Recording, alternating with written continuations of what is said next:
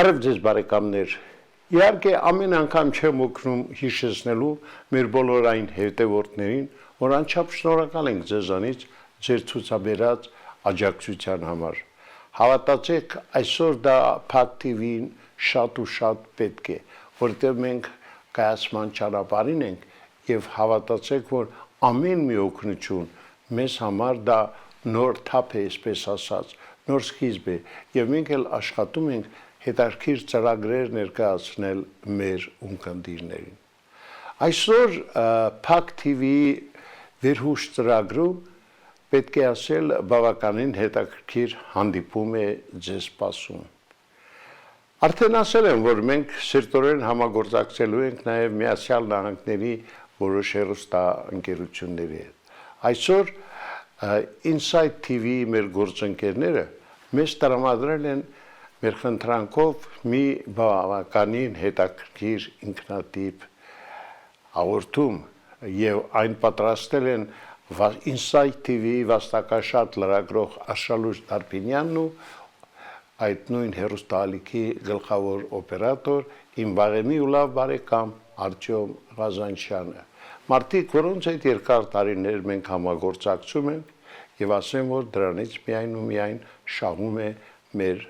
հեռուստաալիքը, ինչպես նաև մեր ունկնդիրը։ Բավականին հետաքրքիր մի անձնավորության, ես կարող եմ ասել, հետ է ձեզ սպասում հանդիպում, փետրվարի 7-ին այդ վաստակաշատ դերասանուհին հանրապետության վաստակավոր արտիստ Թակուհի Հակոբյանը,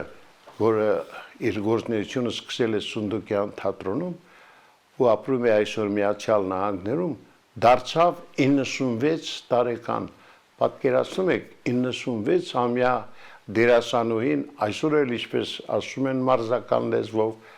հրաշալի մարզավիճակում է եւ դա Աստված նրան երկար ու երկար տարիների կյանք։ Այնպես որ առաջարկում եմ դիտել Աշխալուժ Դարփինյանի եւ Արտյոմ Ղազանչյանի պատրաստած այն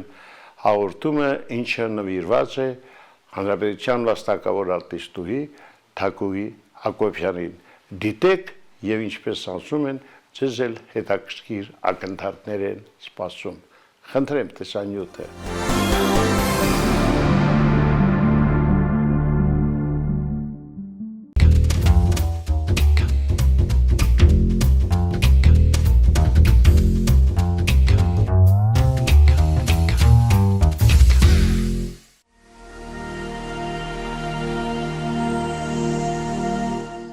Իզգայացուն ստրագիկ կոմիկ արվեստով Թակուհի Հակոբյանը ստեղծել է հարյուրավոր անմոռանալի մնայուն կերպարներ, արժանանալով հայրենիքի վաստակավոր դերասանուհու կոչմանը։ Իր արվեստի վարպետությամբ բարձր գնահատանքին է արժանացել, թողնելով անջնջելի տպավորություն հայրենիքում եւ աշխարհի տարբեր երկրներում։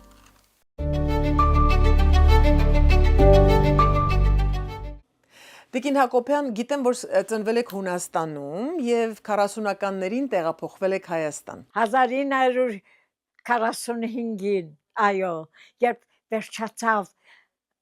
պատերազմը, Հայաստանից եկավ մի խումբ եւ բերեց նկարահանում։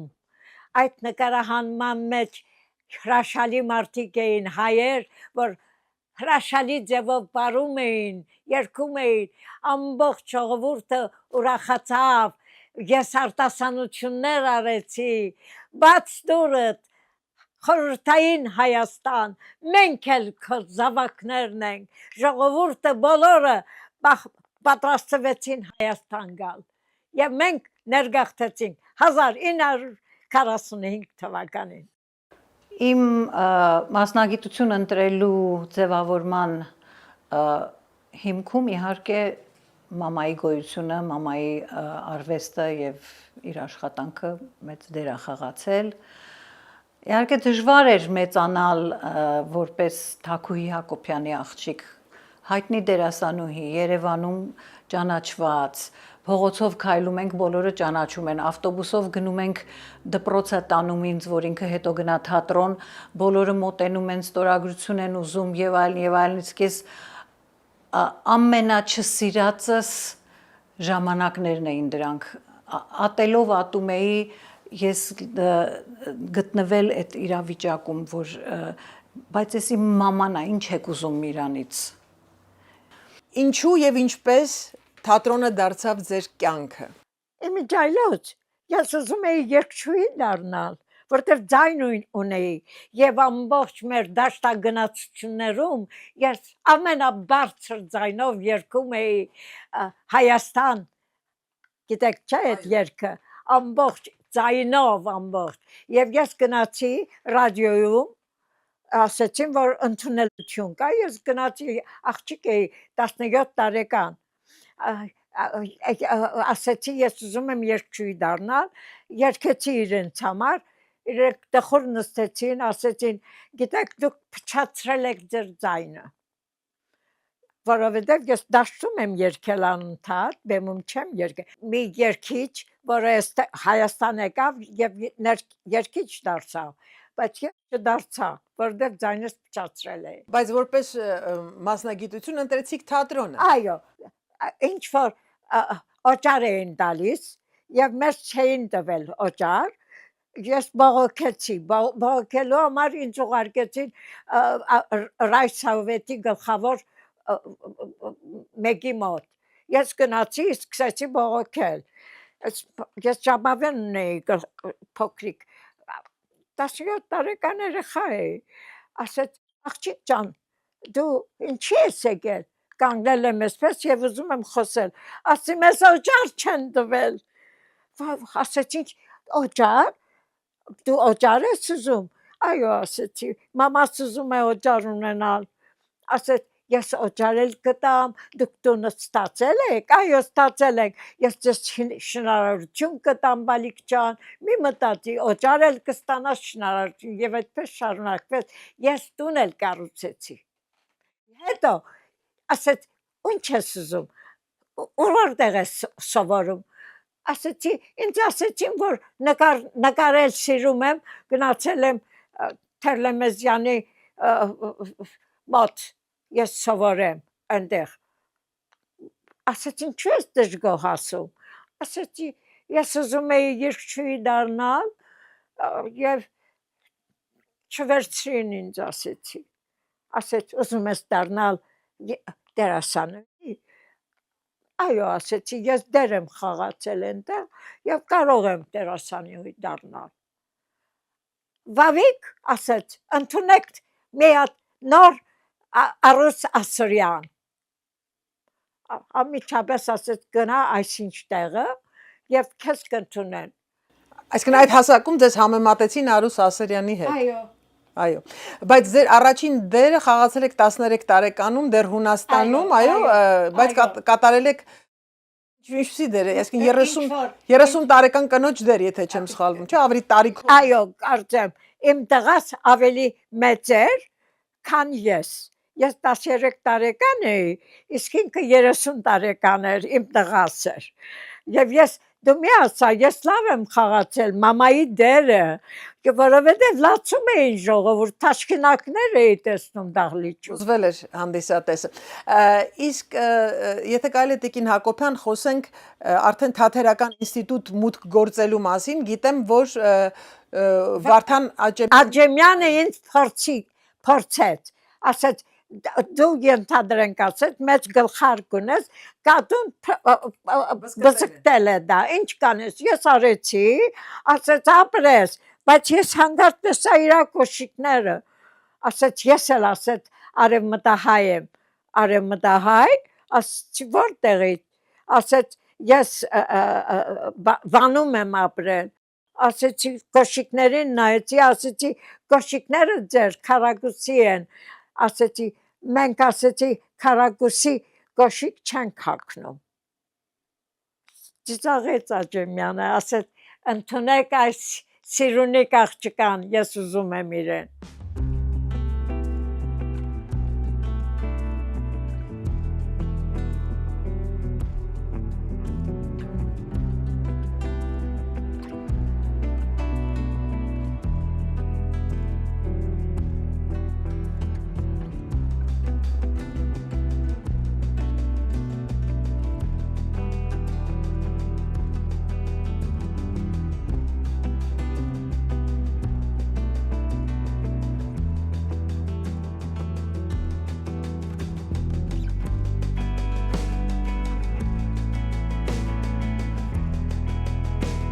Թատերական ինստիտուտը ավարտելուն պես իհարկե Սունդուկյան թատրոն, այո, Սունդուկյան թատրոն, Այնտեղ ինձ տվեց, այնտեղ Գուլակյանն էր, Աջիմյանը նոր էր, դեր շատ զգուշ էր ինքը, ինձ տեսնելուց այդքան մոտիկ չէր գալիս ինձ, երևի չէր ուզում իմացվի, որ ես, բայց գիտեին, որ ինքը ես իրա ուսանողն եմ, և պաշտպանում էի, Գուլակյանը ինձ կանչեց, ասեց, եթե դու շարունակես Աջիմյանին գովել, ես քեզ դեր չեմ տա, ասեցի ես չեմ գովում, իմ դասախոսն էր նա եղել, ես իրեն սիրում եմ, դադարիր այդ սերը ասեց, դու թատրոնում ես, և պետք է թատրոնը սիրես, ոչ Աջիմյանին, ճիշտ էր երևի, ես ոչինչ չստացա, 3 տարի առանց դերի էի, հետո հենց որ Աջիմյանը եկավ, որովհետև երևի ուրիշներն էլ իմ նման դեր չէին ստանում, բողոքումը եղել է շատ հավանական է, և ինձ 3 դեր տվեց, 3-րդ կազմում մնացած այնտեղ մարդիկ կային, որ խաղում էին, ես երևի լավ եմ խաղացել այդ դերերը, որ առաջի կազմ ինձ փոխեցին, բայց այդ առաջի կազմը իմ կյանքը կերավ, որովհետև 3 տարի ես դեր չստացա նորից, որովհետև լավ էի խաղում և միշտ առաջի կազմ պիտի լինեի և դա սխալ է թատրոնի համար։ Եթե կարելի Տիկին Հակոբյան խոսենք մեր մեծերի հետ ձեր հուշերի մասին, գիտեմ, որ խաղացել եք թե Հրաչյա Ներսիսյանի հետ, թե Վահրամ Փափազյանի, Ֆրունզիկ Մկրտչյանի, եկեք սկսենք Հրաչյա Ներսիսյանից, որ դերն էր դա։ Այո, սիրելի Արշո ջան, ես խաղացել եմ Բաղդասար աղբարում, հարևանուհու դերը և նոր էի, այսինքն խաղացողը հիվանդ է եղել, ինձ մտցրին այդտեղ, ես էլ սիրուն հագնվեցի, բավարարեցի, դե փոքր էր դերն էլ, անմիջապես սովորեցի, ու և ներս մտա, և պիտի խոսեի, Հրաչյա Ներսիսյանը նայեց, ու ինքը մոռացավ ասելիքը, մոռացավ, սկսեց նայեց, հուշարարը ինչ-որ բան էր հուշում, բարձր խոսեց, ասեց, ժողովուրդը կոտորվեց ծիծաղից, որովհետև ինքը շշմել էր, որ ես խաղում եմ։ Առաջին անգամ ձեզ տեսնում։ Եվ նույն Բաղդասար աղբարում խաղացել եք Ֆրունզիկ Մկրտչյանի հետ։ Այո, Մկրտչյանը բան ուներ, կոմիզմի հատուկ ձև ուներ, և ինքը կոմիկ տեսք ուներ, տարբերվում էր ինքը շնորհքով մարդ է, բայց Բաղդասարը իմ կարծիքով Հրաչյա Ներսիսյանը շատ ավելի ճիշտ էր խաղում։ Սակայն անընդհատ դուք խաղացել եք Ֆրունզիկ Մկրտչյանի հետ, երկուսի հետ խաղացել եք և իրեն ասել եմ ես դա, ասել եմ դու ծիծաղելի ես։ Ասել եք։ Այո։ Եվ կարծեմ իր կինը ձեզ նույնիսկ խանդել է, եթե չեմ սխալվում։ Այո։ Դոնարան։ Լավ է։ Դոնարա Մկրտչյանը։ Այ Դոնարան խանդել է։ Դոնարան ասեց՝ մի խաղայել ինչ կլինի մարդուս հետ։ Ասում եմ Դոնարը էսի թատրոն է, բեմ է։ Ասում եմ ինչ անեմ ես մեղք եմ ուշ ա գալիս։ Ֆրունզին ասեցի ինչի ես ուշանում, այ տղա ասում եմ։ Կինդ այնտեղ սպասում է քեզ։ Եվ ինձ մեղադրում է, որ ես քեզ հետ խաղում եմ։ Ձեզ մեղադրել է ուշանալու համար։ Լավ, հետաքրքիր է, եթե կարելի է խոսենք Վահրամ Փափազյանի հետ բեմ բարձրանալու մասին։ Վահրամ Փափազյանին ես այնքան չեմ սիրել, որպես մարդ։ Հրաչյա Ներսիսյանին ես շատ եմ սիրել, որպես հայր, որպես ես նրան իր հարբած ժամանակ օգնում էի, որ լավ լինի։ Փափազը շատ լուրջ էր, բայց ինքն էր ուզում, որ ես իրա մոտ գնամ։ Մի անգամ ինքը դրամատիկ խաղում է, բայց ինքը դրամատիկ խաղալով ուրիշ խոսքեր էլ է ասում։ Ես էլ չէի նայում, ինձ աղջիկները ասում են, աղջիկ քեզ ա նայում, Չես տեսնում ոնցանայում ու հայոյում այնք ասում են չի հայոյում իր համար հնարում է տեքստերը ինչի չեմ գնում իր տունը ինձ միշտ ասում են ուրիշները գալիս է դու չես գալիս աղջի Տեքստի մեջ, իր տեքստի մեջ այո բեմի վրա այդ նույնիսկ բաներ էր նման բաներ էր ասում, այո հետաքրքիր է։ Ուզում եմ մի բան պատմել Սունդուկյան թատրոնի օրերից։ Փոքր էի, այդ հերթական մաման ինձ թատրոն էր տարել։ Մենք բեմի հետևում, թե ինչ որ միտեղ կուլիսների մի անցքում մենք երեխաներով բռնոցի էինք խաղում։ Բռնոցի, պահկվոցի էլ չեմ էլ հիշում, բայց մյուս դերասանների երեխեքի հետ էինք։ Վազվզում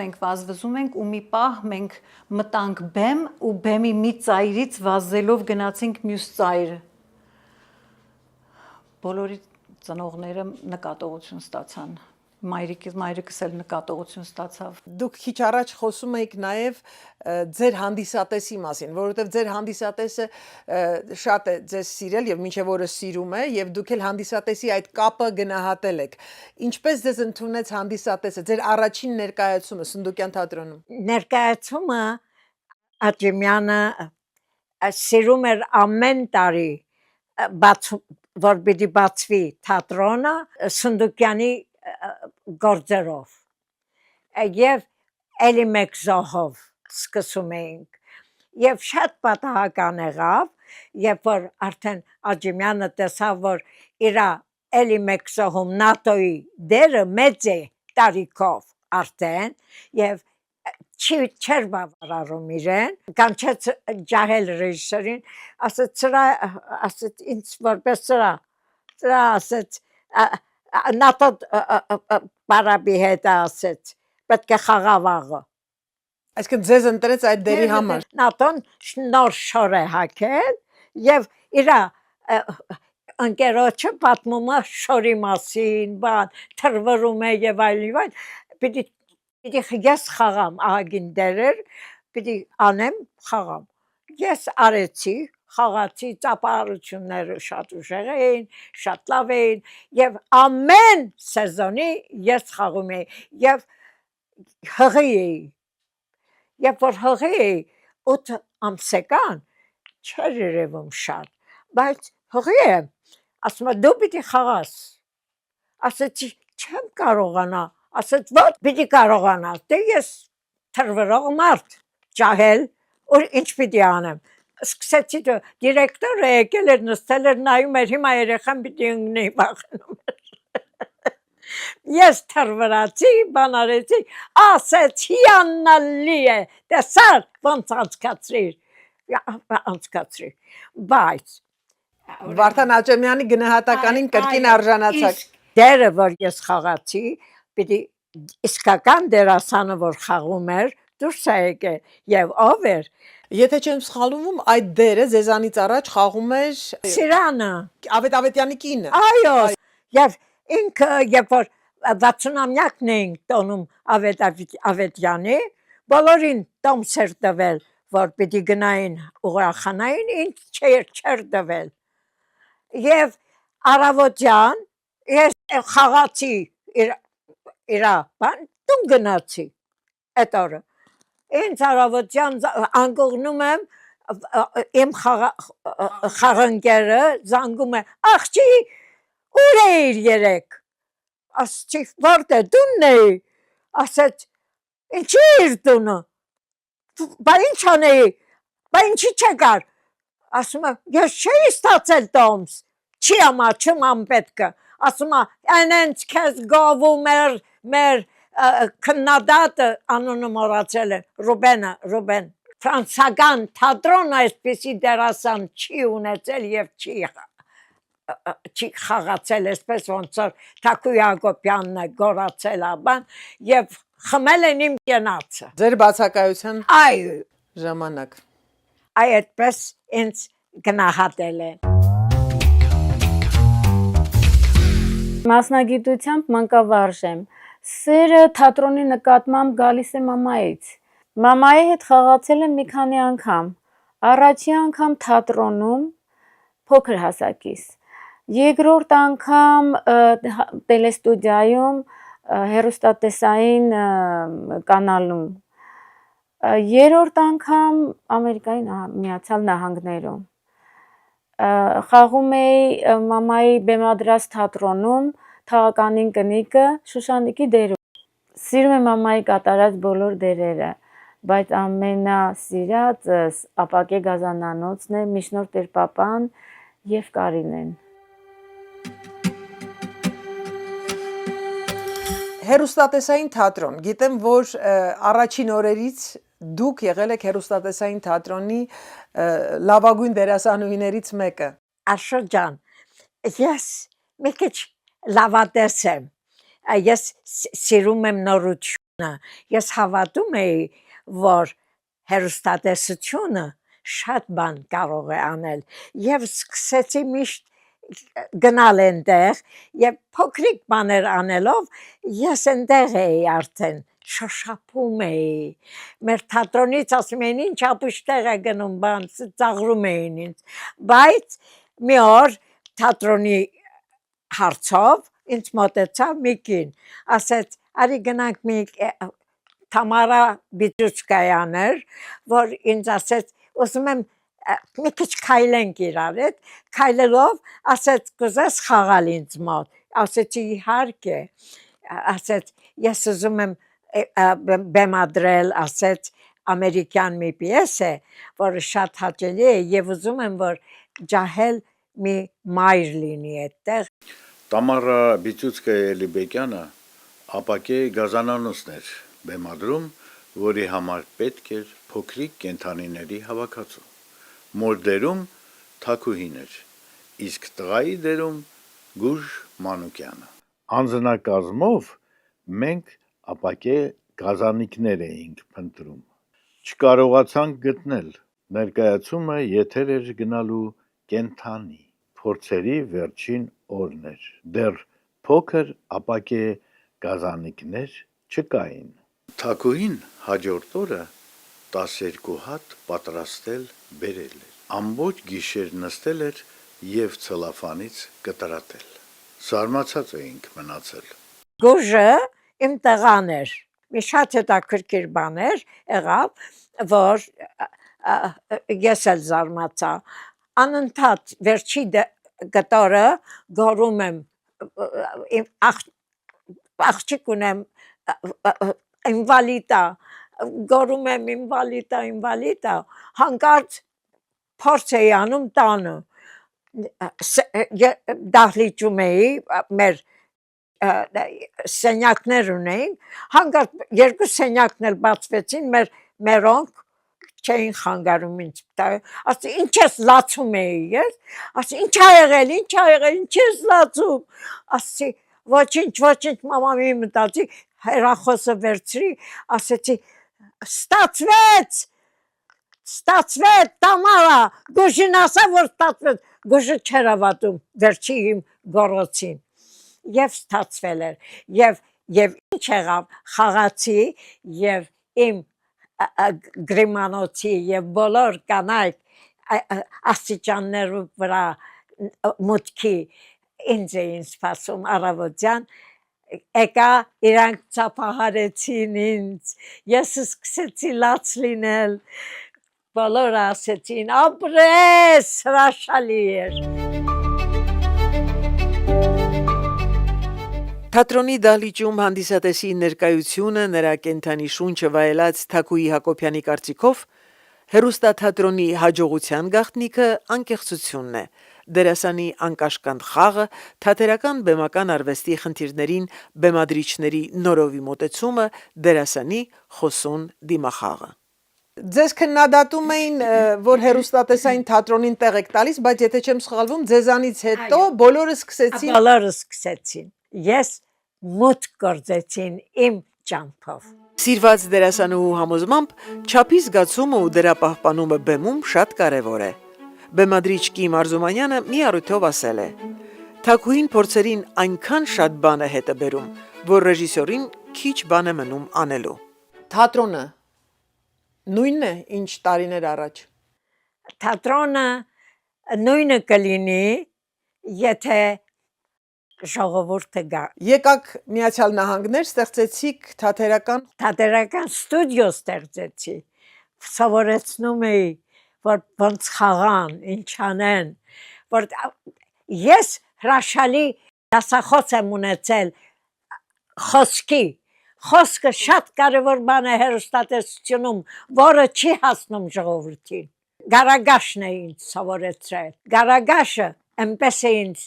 սովորեցրել ուսանող ժամանակ, ոչ մեկը չի սովորել։ խոսքի վարպետ էր։ Ես վարպետ եմ դարձել, խոսքի վարպետ, եւ նրանց կարող եմ դասավանդել։ Մենք շատ լավ երիտասարդություն ունենք, որը խոսքի գաղում։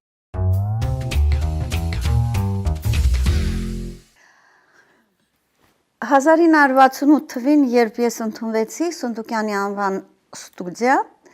ինձ համար մի այնպիսի հետաքրքիր դերասանական մի խումբ ես հանդիպեցի, որոնց միայն իհարկե բեմում էի տեսնում, բայց հիմա այդպես առնչվում էինք։ Իհարկե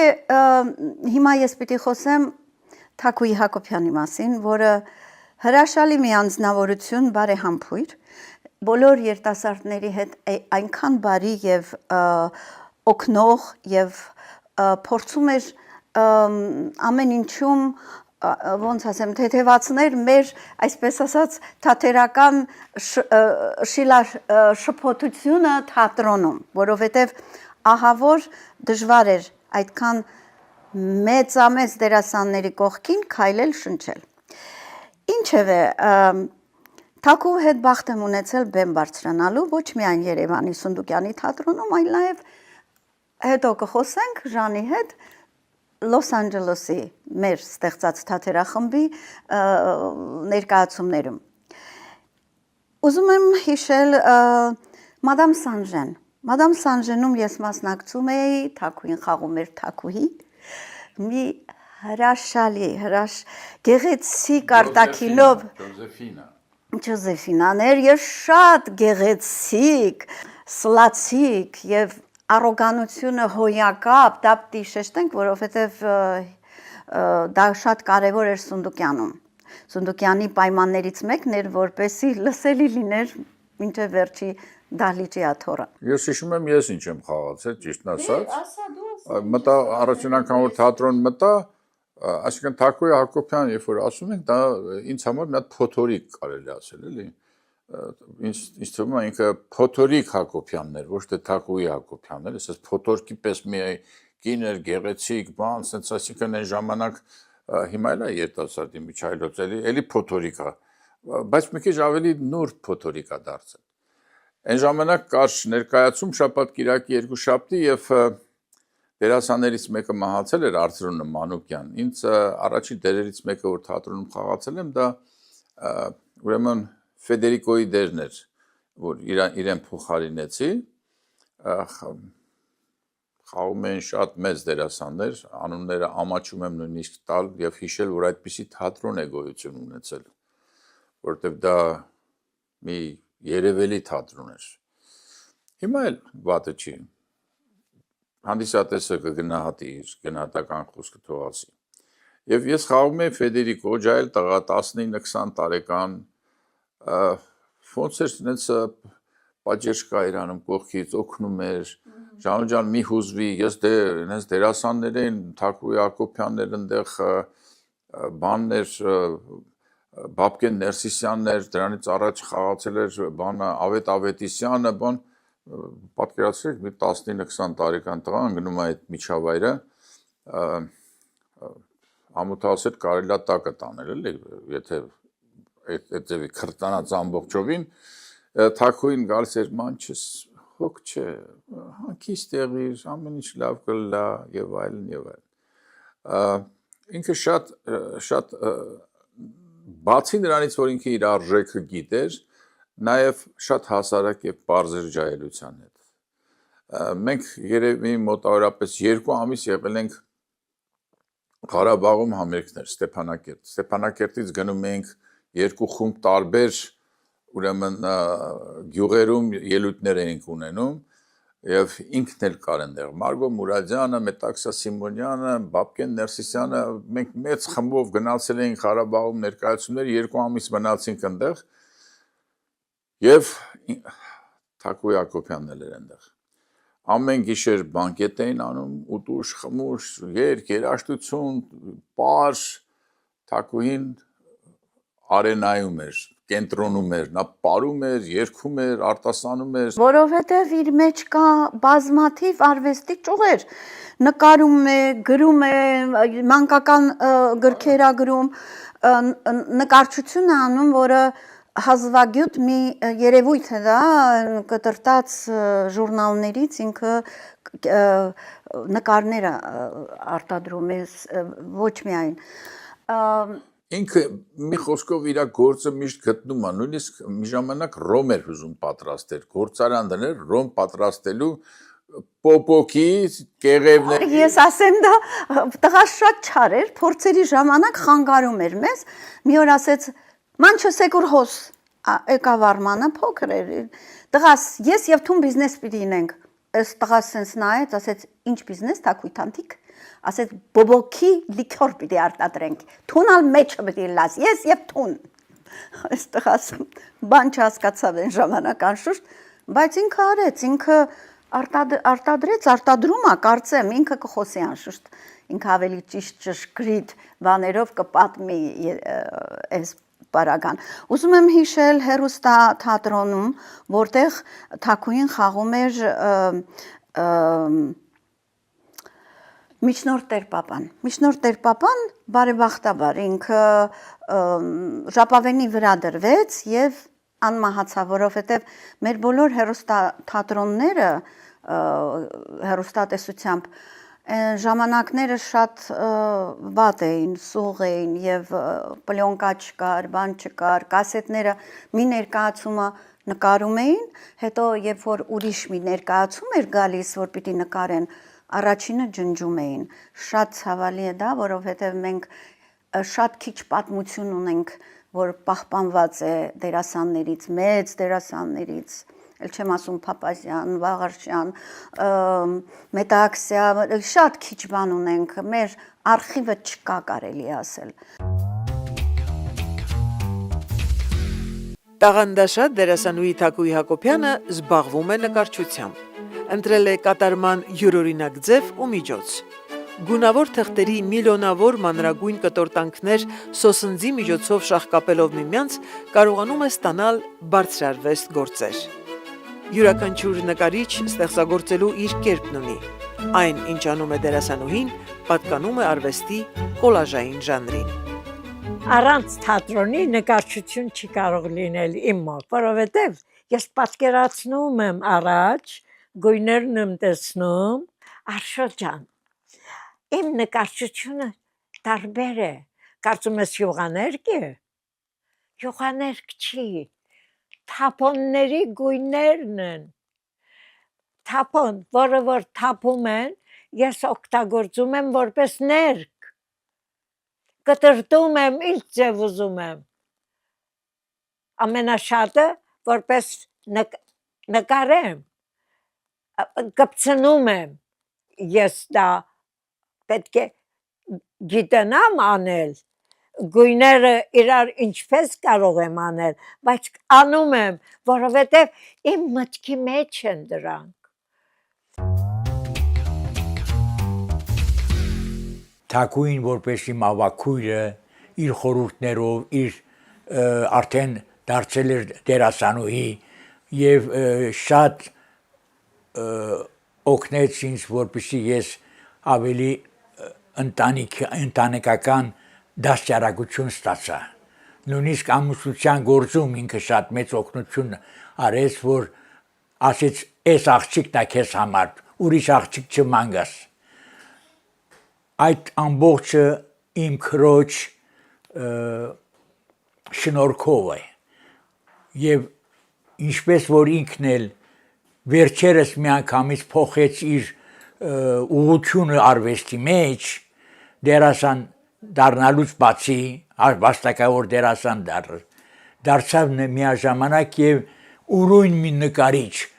այնպիսի մի նկարիչ, որ ուրիշ աշխարհում երևի չկա։ Եվ զարմանալիորեն իմ մեջ էլ զարթեց այդ ցանկությունը, որ ես էլ մի ինչ-որ բան անեմ արվեստի մեջ, որովհետև ես արվեստից շատ հեռու մարդ եմ եղել։ Մի օր էլ եկա, ասեցի քույրիկ, ուզում եմ մի բան գրեմ, ինչ կարող եմ գրել։ Եվ այդպես 2012 թվականից սկսած սկսեցի գրել եւ իր օգնությամբ, իր գիտելիքներով, իր տաղանդով ինձ վերափոխեց, դարձրեց գրող։ Դրա համար ես շատ շնորհակալ եմ քրոջից։ Քույրս Թագուհին շատ շնորհալի է եւ չի պատկերացնել, որ իր եղբայրն ու քույրը իր բաժինը չունենան շնորհալիության եւ ասում էր փորձի կնկարես, փորձի։ Հանգարց մի օր պետք է ջաշը պիի, գույնավոր պղպեղները դրեցի եւ այդ պղպեղները ինձ այնքան հրաբուրեցի, ափսոսացի կտրեմ։ Ամիջապես գնացի երեխաների դարակները քրքրեցի, չորացած ջրաներքի կտորներ կտա, վրցիմը կտա, բերեցի, մի կտորեր թղթի կտոր կտա, նկարեցի, չեք պատկերացնի ինչպիսի գույներ ստացավ այդ թուղթը։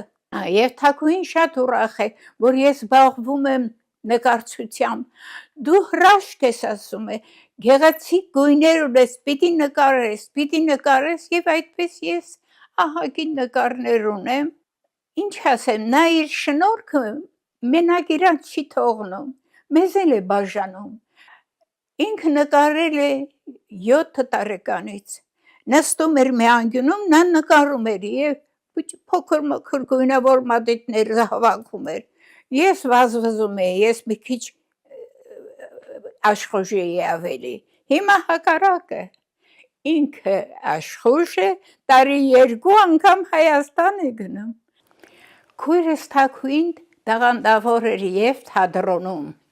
ամեն դեր նա կարող էր խաղալ, հատկապես Պարոնյանի դերերը, այդ բարբարը լեզուն Պարոնյանի ոչ մի դերասան չտվեց, չնայած վաստակավոր ժողովրդական դերասաններ էին, Վարդան Նիկիտիչը իր ձեռքով, այդ աջ ձեռքով ստորագրել իր գերազանց դիպլոմը, որովհետև առաջի կուրսից նա է եղել նրա ղեկավարը։